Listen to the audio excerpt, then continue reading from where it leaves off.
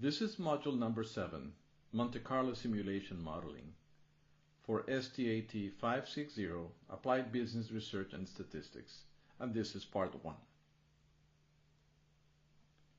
Upon the completion of this module, you should be able to adjust assumptions in Monte Carlo simulation models, interpret the outcome of Monte Carlo simulation models, modify the logistics of Monte Carlo simulation models using at-risk, create numerical models from business situations and draw supported conclusions, and write structured case study essays observing APA guidelines.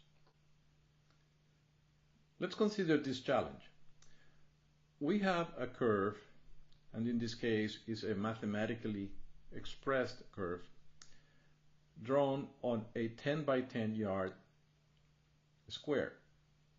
We can use calculus to find out what the area under that curve is. In many cases, however, we do not have access to the mathematical expression that defines a curve. Consider, for example, the area of a lake or of a piece of property that is not necessarily geometrically simple. We can estimate the area of a complex shape by using simulation, and we will do that in this example.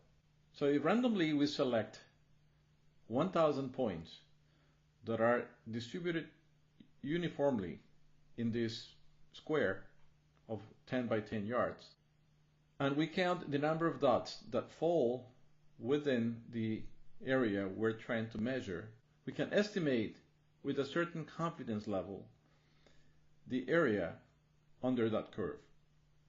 By employing the concepts we learned in Module 2, we can state that the 90% confidence interval for the area below the curve ranges between 23.4 and 28 square yards. We know with precision that the area below the curve is 25 square yards. Check the first tutorial of this module to see how this problem is solved using Excel.